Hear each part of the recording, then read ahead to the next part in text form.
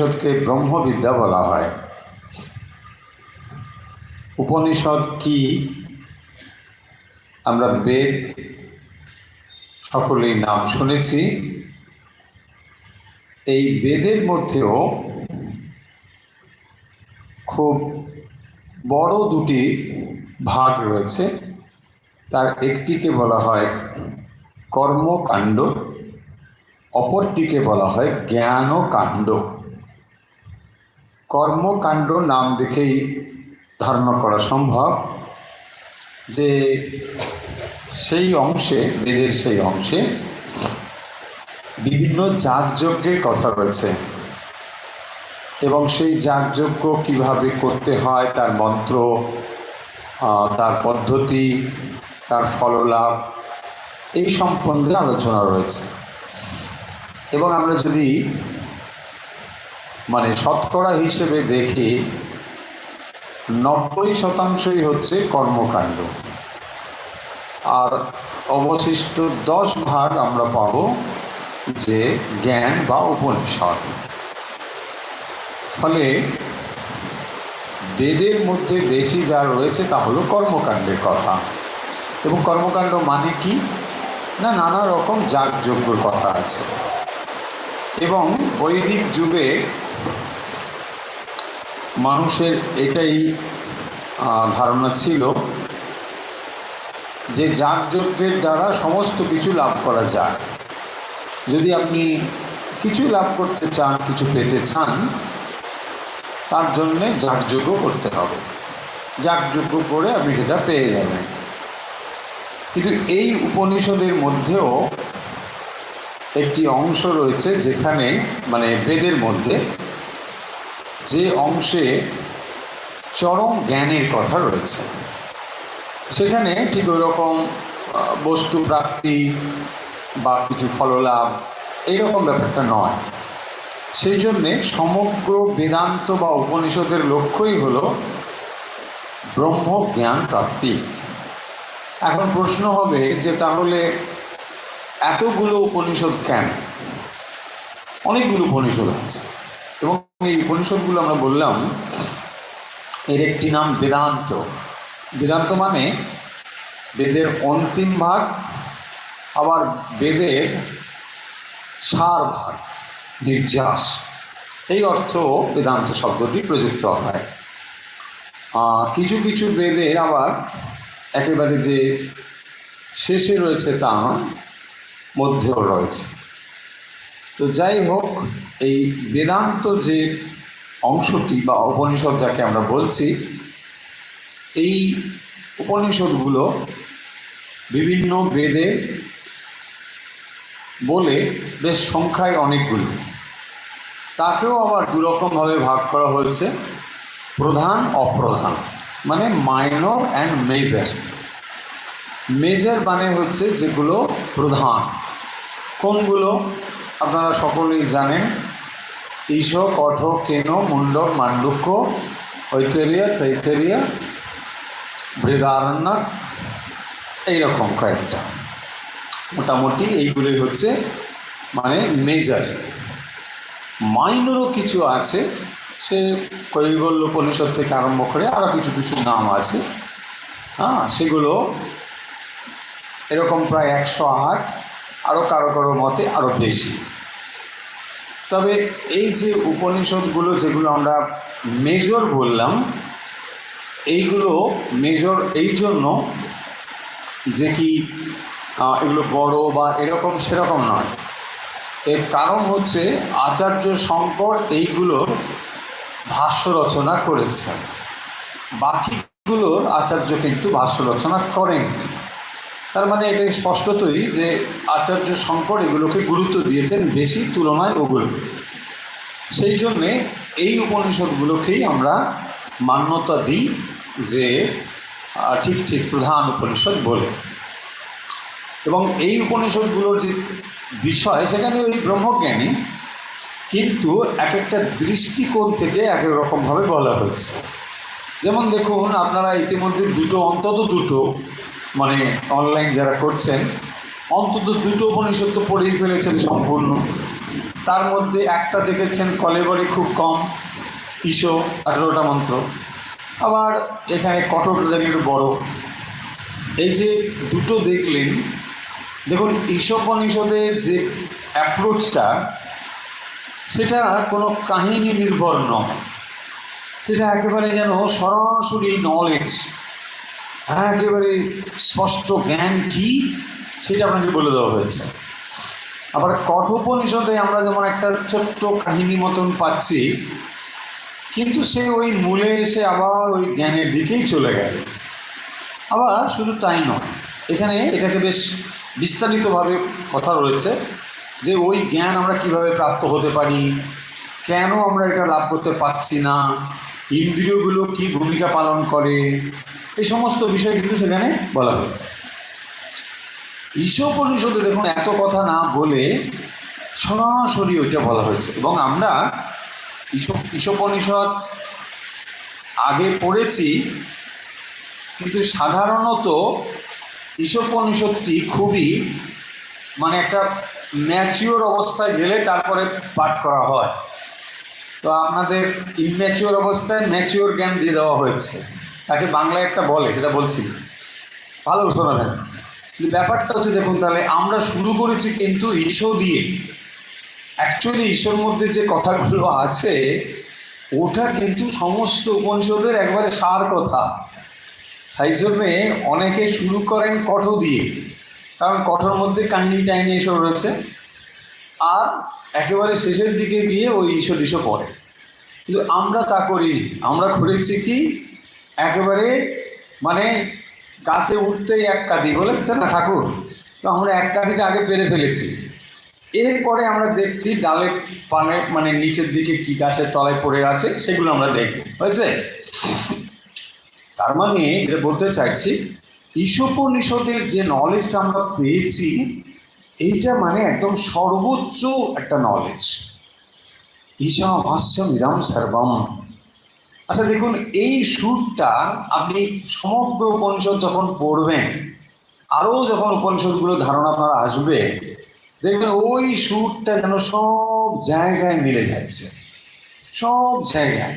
এবং আপনি নিশ্চয়ই ভগবদ্গীতা পড়া আমরা শেষ করেছি, সেখানেও দেখুন ওই কথাগুলি ঘুরে ঘুরে এসেছে। ভগবান সমস্ত কিছুর পিতা, তিনি সব করেছেন। মানে এটাই বারবার আমাদের বলতে চাওয়া হয়েছে যে তত্ত্ব কেবলমাত্র একটি, একমাত্র ঈশ্বরই আছেন। তাকে আপনি ঈশ্বর বলতে পারেন, তাকে আপনার চৈতন্য বলতে পারেন, অন্য ধর্মের মানুষ অন্য নামে তাকে ডাকে, কিচ্ছু এসে যায় না, কিচ্ছু এসে যায় না। কথামৃতে দেখুন এটাকে শ্রীরামকৃষ্ণ খুব সিম্পলিফাই করেছেন। কেউ বলে ওয়াটার, কেউ বলে পানি, কেউ অ্যাকোয়া, এসব বলেছেন। মানে ল্যাঙ্গুয়েজটা ডিফার করছে, সেটা ধর্ম অনুযায়ী, কারো ভাব অনুযায়ী ভাষাটা তফাৎ হতে পারে। বস্তু তো এক। আপনার যখন পিপাসা পায়, তো নানা ধর্মের মানুষ বা নানা ভাষার মানুষ যদি থাকে, কি বলবে? কেউ বলবে আমাকে জল দাও, পানি দাও, ওয়াটার দাও, অ্যাকোয়া দাও। অন্য কোনো ভাষা হলে আরও নানা রকম করবে। আসলে সেটা কি চায়? ওইটাই চায়, তাই না? বস্তু তো এক। এক্স্যাক্টলি এটাই উপনিষদ বারবার করে আমাদের বলবেন। এবং আপনারা নিশ্চয়ই উপনিষদ পড়তে গিয়ে একটা জিনিস লক্ষ্য করেছেন যে এখানে কোনো স্পেসিফিক দেবতার কথা বলা হচ্ছে না, যে দুর্গা পুজো করো, কালী পুজো করো, এরকম কিছু নেই, লক্ষ্মী পুজো করো, কিচ্ছু নেই। একটাই শব্দ বারবার ফিরে এসেছে, ব্রহ্ম, চৈতন্য, এইসব কথাগুলো এসেছে। তার মানে পরবর্তী সময়ে যখন আমরা এটাকে চর্চা করতে গেলাম, তখন দেখছি আচ্ছা এই পিওর কনসিয়াসনেস ব্যাপারটা মানুষকে বোঝানো খুব মুশকিল। যিনি নির্বিশেষ ব্রহ্ম, তাকে মানুষের কাছে আমরা কী করে ধারণা দিই? উপনিষদও এটা বলতে গিয়ে খুব সময় নিয়েছে। দেখবেন এই মন্ত্রগুলো পরপর পরপর এই জন্যই এসেছে, কারণ তোমাকে যে জিনিসটা বলতে চাই তুমি সেটা অত সহজে নেবে না। ধরুন আপনি জানতে চেয়েছেন কে সেই ব্রহ্ম, কোথায় সেই ঈশ্বর, আমি জানতে চাই। আরে শান্ত হও, শান্ত হও। তুমি যাকে জানতে চাও সেটা তুমি নিজেই। আরে কি বলছিস তুমি নিজে? কারণ যেটা আপনার বিলিফ সিস্টেমের মধ্যে নেই সেটা আপনি ধারণাই করতে পারবেন না। সেই কারণের জন্য উপনিষদ আপনাকে এত স্পষ্ট ধারণা দেওয়ার জন্য এতগুলো কথা বলে বলে বলে আপনাকে বলছেন যে আসলে এই যে বিশ্ব ব্রহ্মাণ্ড বা সৃষ্টি দেখতে পাচ্ছ, এটা তুমি, হ্যাঁ আমি, এগুলো দেখছি সব ফলস।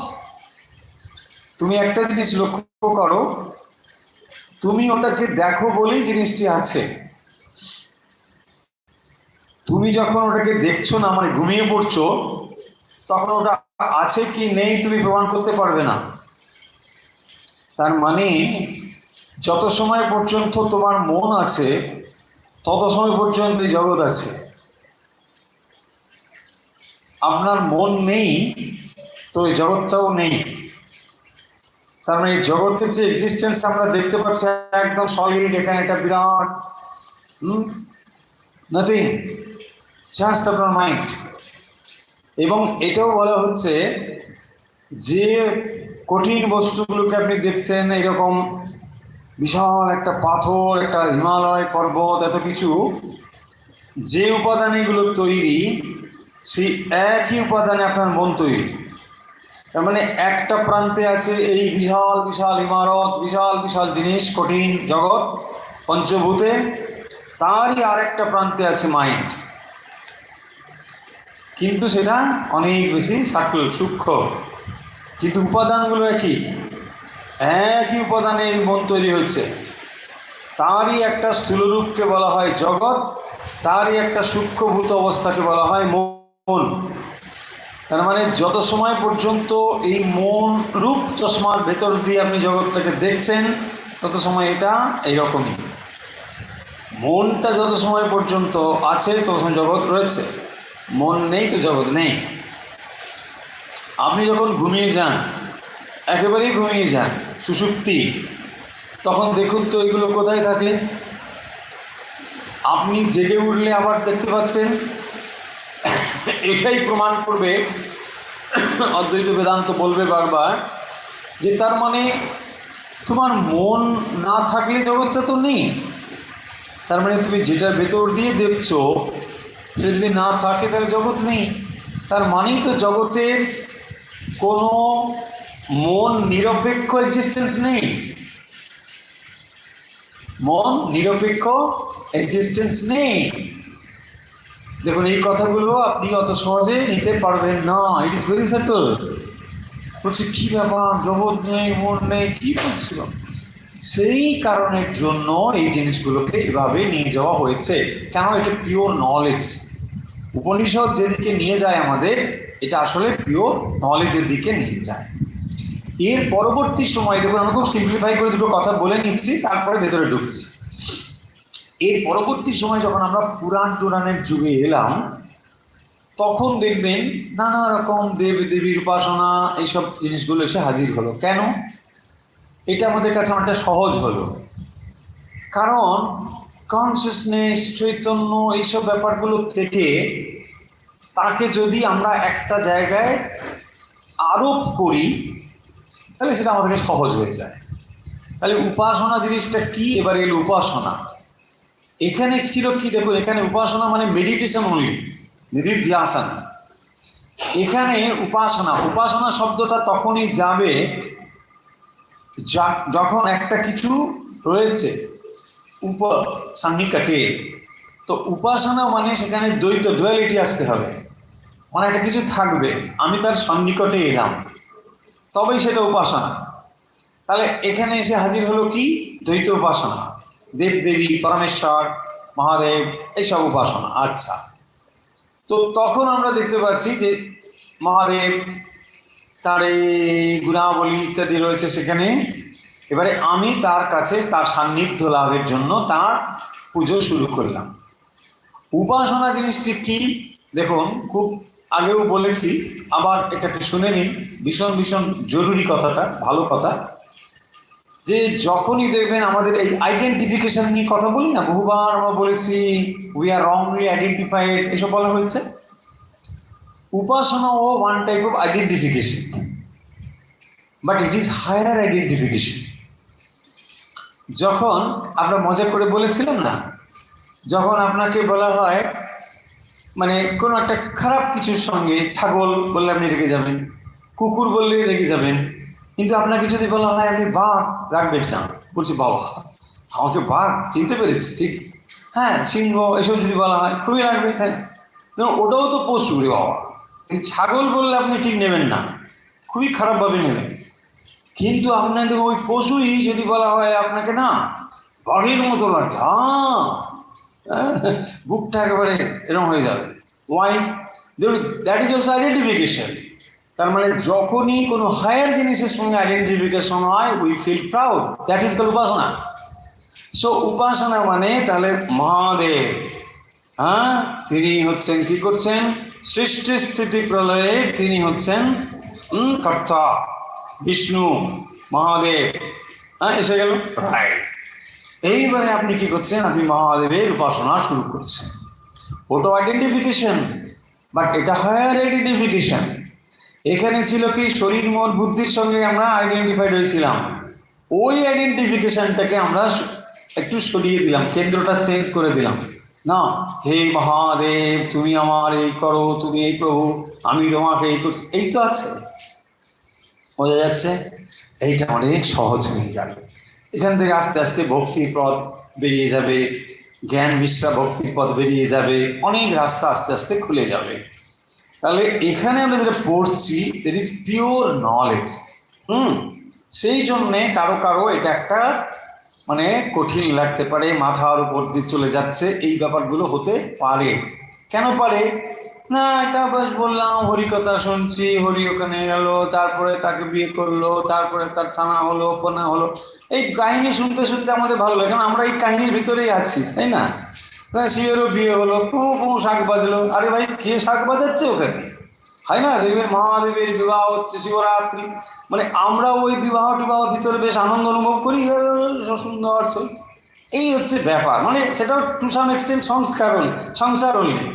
তো এই সংসার, বাবার বিয়ে হচ্ছে, আরে বাবা তুমি কি একেবারে মহান পুত্র, বাবার বিয়ে। তো এক্স্যাক্টলি মানে কি, ওটা নিয়ে আমরা একটা আনন্দ অনুভব করি, ঠিক আছে না?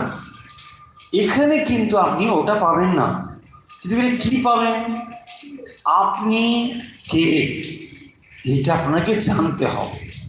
সেই জন্য দেখবেন এই জিনিসগুলো কারো কারো কাছে একটা কঠিন লাগতে পারে।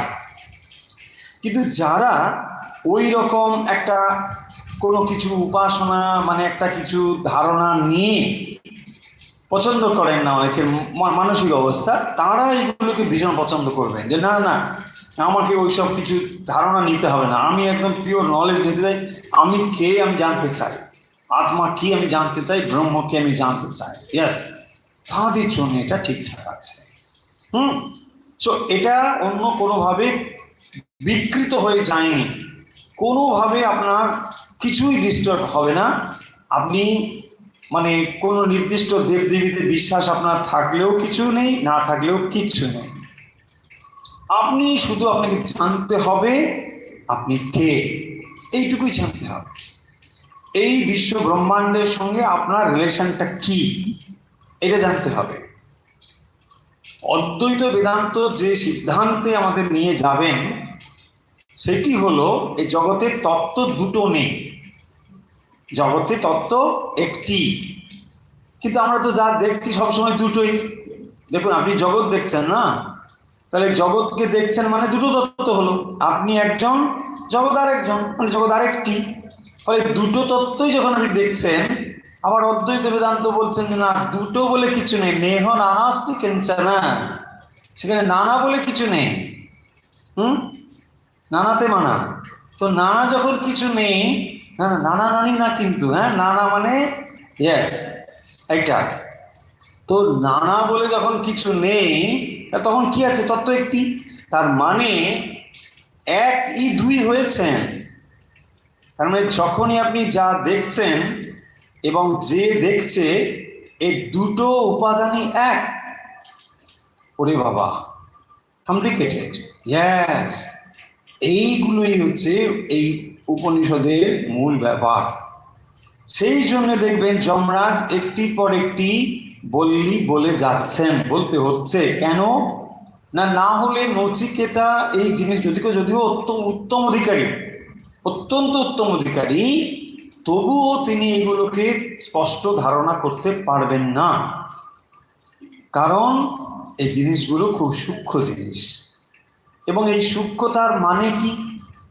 সূক্ষ্মতার মানে হচ্ছে, আমরা ভাবি মানে সূক্ষ্ম জিনিস মানে খুবই সূক্ষ্ম, সূক্ষ্ম মানে ওরকম না।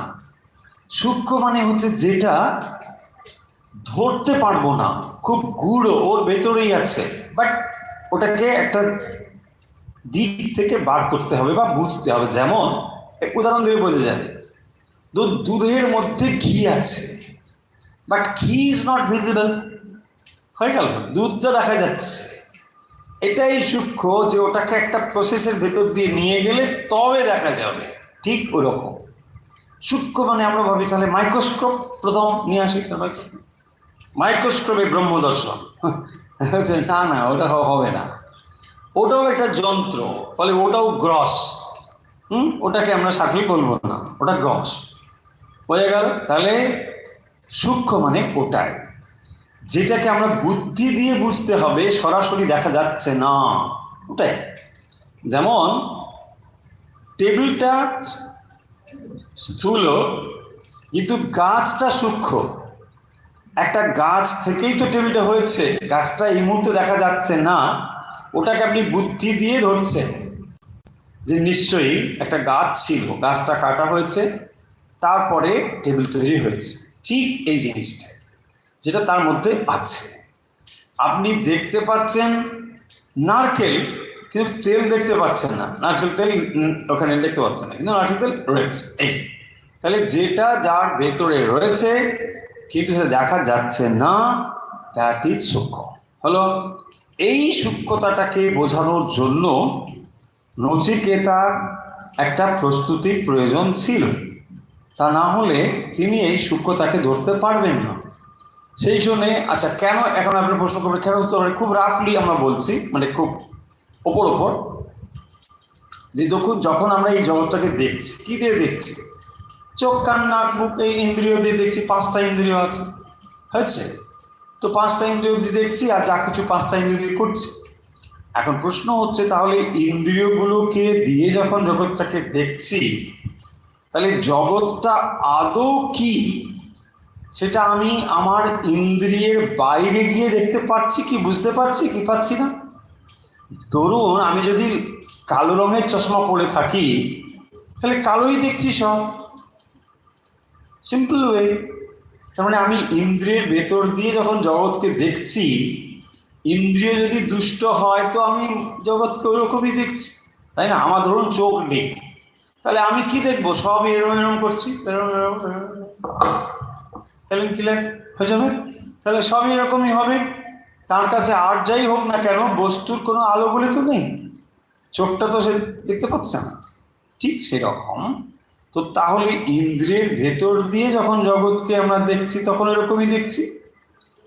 এবারে ব্রহ্ম দর্শনটা কি ওই রকম, নাকি সেটা অন্য কিছু? এই জন্যেই ব্যাপারগুলো ধীরে ধীরে আমাদের তৈরি করে তারপরে সেগুলো বলা হয়েছে। এখন আমরাও দেখবেন সাধারণত স্থূল বুদ্ধি সম্পন্ন মানুষ যারা, আমরা সকলেই, কোথায় ভগবান যদি থাকে, দেখাচ্ছেন না কেন, তাকে দেখান, তিনি কেন, তুমি তোমার চাকর, ডাকলেই চলে আসবে, মানে এরকম একবার ভগবানের কাজ নেই তো চলে আসবে, ভাবটা এরকম আর কি।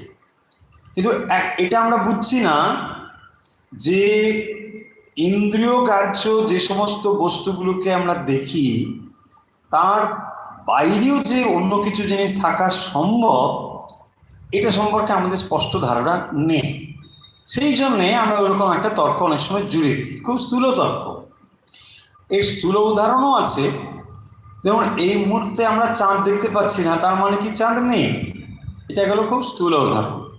সূক্ষ্ম উদাহরণও হবে, যে ধরুন আপনি অক্সিজেন তো নিচ্ছেন, কিন্তু অক্সিজেন কি দেখতে পাচ্ছেন? হ্যাঁ, তাহলে সব কিছুই যে ভিজিবল হবে এমন তো কথা নয়, না ভিজিবল হওয়া সত্ত্বেও বস্তুর এক্সিস্টেন্স থাকতে পারে, এরকম বহু কিছু আছে, তাই না? এই মুহূর্তে এখানে কত কোটি কোটি জীবাণু ঘুরে বেড়াচ্ছে, আমরা কি তার অস্তিত্ব সম্বন্ধে সচেতন নয়? আছে, আপনি যন্ত্র নিয়ে সব বোঝা যাবে, আছে এক্সাক্ট। তো এইরকম ভাবে ইন্দ্রিয়ের ভেতর দিয়ে আমরা যে জিনিসগুলোকে দেখতে পাই তাকে বলা হয় স্থূল জিনিস। ইন্দ্রিয়ের পারে যে জিনিসগুলো আমরা তাকে বলা হয় সূক্ষ্ম জিনিস। তাহলে ভগবান, তাকে ইন্দ্রিয় দিয়ে জানা যায় না, তিনি ইন্দ্রিয়াতীত, ইন্দ্রিয়ের পারে তিনি। এবং সেই জন্যেই আমাদের কাছে এটা আরো বেশি কমপ্লিকেটেড। যে তাহলে বিজ্ঞান কি করে, সহজে ধরে নিয়ে গিয়ে ল্যাবে ফেলে দিয়ে ব্যাস আপনাকে দেখিয়ে দিল। তাহলে বিজ্ঞান কত কিছু করতে পারে, হ্যাঁ অধ্যাত্ম বিজ্ঞান কিছুই করতে পারে না, না পারে দেখাতে, না পারে কিছু করতে, কিছুই। এই হচ্ছে আমাদের সিদ্ধান্ত। মুশকিল হচ্ছে যে স্থূল জিনিসগুলো নিয়ে বিজ্ঞান কাজ করে, ঠিক আছে, কিন্তু তার পারে যে কিছু নেই এইটা বলার ক্ষমতা বিজ্ঞানেরও নেই। অতদূর পর্যন্ত বিজ্ঞান যেতে পারে না, তার একটা লিমিটেশন আছে, ওই পর্যন্তই সে থাকে। অধ্যাত্ম বিজ্ঞান অতিরিক্ত জগতের কথা বলে, যেখানে সেটা নেই বলা যাবে না, সেটা যে রয়েছে তার জন্যই প্রস্তুতি চাই। এবং সেই কারণের জন্য দেখবেন এই অধ্যাত্ম জগতে এটা ডেফিনেটলি মানে একদম শিওর, কিন্তু তার জন্য একটা প্রস্তুতি লাগবে। সেই প্রস্তুতিটা আমরা সকলে দিতে রাজি নই। সেই জন্য আমরা বিজ্ঞান বিজ্ঞান নিয়ে চিৎকার করতে থাকি যে বিজ্ঞান আমাদের সমস্ত কিছু দিয়ে দিয়েছে। না, সমস্ত কিছু দিতে পারে না, বিজ্ঞানেরও একটা লিমিটেশনস রয়েছে। বোঝা গেল? জড় বিজ্ঞান, স্থূল বিজ্ঞান। কিন্তু এই অধ্যাত্ম বিজ্ঞান যেটি, সেটি লাভ করতে গেলে যেটা দরকার সেটা হচ্ছে মূল জায়গায় মনে রাখতে হবে। ওখানে যখন আপনি ল্যাবে গিয়ে কোনো একটা এক্সপেরিমেন্ট করবেন, সেখানে যেটা দরকার সেটা হচ্ছে অ্যাপারেটাসটা ঠিকঠাক থাকতে হবে, তাই না? আপনি ওখানে গবেষণা করছেন একটা বিষয় নিয়ে, সেখানে যন্ত্র যদি ভুলভাল হয় তাহলে হবে, আপনার মাপ ভুল দেবে, হবে না। তাহলে যন্ত্র অ্যাপারেটাসটা ঠিক থাকতে হবে। এখানেও বলছেন অ্যাপারেটাসটা এখানেও ঠিক রাখতে হবে, বাট এখানে অ্যাপারেটাসটা হচ্ছে কি, এখানে বডি মাইন্ড ইন্টেলেক্ট, হ্যাঁ, ইন্দ্রিয় মন বুদ্ধি এইগুলোকে ঠিক করতে হবে। বাপরে বাপ, দরকার নেই বাবা, চলো চলো, তার থেকে বরং আমি অন্য এক্সাম দিয়ে আইএস চলে যাই, এটাই হচ্ছে সহজ। সেই কারণের জন্য দেখবেন খুব কম মানুষই আছেন যিনি নচিকেতার মতো এই জ্ঞান লাভে সাহসী হবে। অধিকাংশ মানুষই, মানে অধিকাংশ মানে অধিকাংশই, যেটাকে পার্সেন্টেজের মধ্যে আনা যাবে না।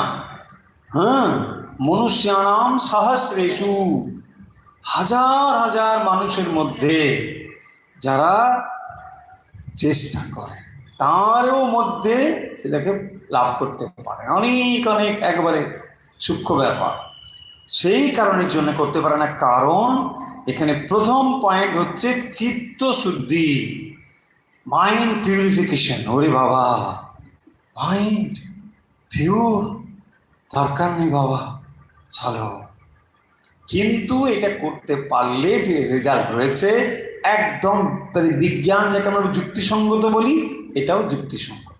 স্বামীজি বিশেষ করে দেখবেন তার রাজ্য প্রসঙ্গে বলছেন যে ধর্ম একটা বিজ্ঞান, এটাকে এক্সপেরিমেন্ট করলে তুমি জানতে পারবেই পারবে, বাট তোমাকে করতে হবে। ধৈর্য ধরে এক্সপেরিমেন্টটা করো, তুমি এটা লাভ করবে। এটা কিন্তু বুঝলো কি না যে না তিনি লাভ করেছেন তুমি পারবে না, না, পারবেই পারবে, বাট তোমাকে ওই ত্যাগ স্বীকারটা করতে হবে, ওই প্রিপারেশনটা নিতে হবে। মনের ওপরে হাবিজাবি জিনিস ফেলে দিয়ে তারপরে তুমি ওই এক্সপেরিমেন্টটা করতে যাবে, ইম্পসিবল, হবে না। এখানে এখানে এই জিনিসটি দরকার বলেই আমরা অধিকাংশ মানুষই ভয় পেয়ে যাই। বলছি বাপরে বাপ, মন জব করতে বলুন, আচ্ছা তবু করে যাচ্ছি জব, ঠিক আছে, একটু মন স্থির করে জব করো, বাবা দরকার নেই বাবা, তুমি 108 কেন 208 216 বলো, ঠিক আছে, মন স্থির করাটা খুব মুশকিল ব্যাপার, তাই না? এই জন্যই আমরা অধিকাংশ মানুষ মানে দূরে চলে যাই। আচ্ছা, এটার জন্য আমরা দ্বিতীয় এবারে বল্লিতে চলে আসি। প্রথম অধ্যায় দ্বিতীয় বল্লি। দ্বিতীয় বল্লিটা শুরু হচ্ছে দেখবেন শ্রেয় এবং প্রেয় দিয়ে। আমরা এই কথাগুলো একটু দ্রুত বলে যাব, কারণ এগুলো অলরেডি হয়ে গেছে। আমাকে মিনিমাম এক একটা বলি শেষ না করতে পারলে মানে হ্যাঁ রান কম হবে, তাই না? খেলাতে রান কম হয়, রান কম হলে কিন্তু ডিসকোয়ালিফাই হয়ে যাবে। তা আমাকে নির্দিষ্ট সময় রান ঠিকমতো করতে হবে। আচ্ছা, কি করতে হবে তাহলে? এটা জানা আছে আপনাদের, এগুলো আপনারা কিন্তু জানেন। প্রথম মন্ত্রটা শুরু হচ্ছে কিভাবে না, শ্রেয় এবং প্রেয় দিয়ে।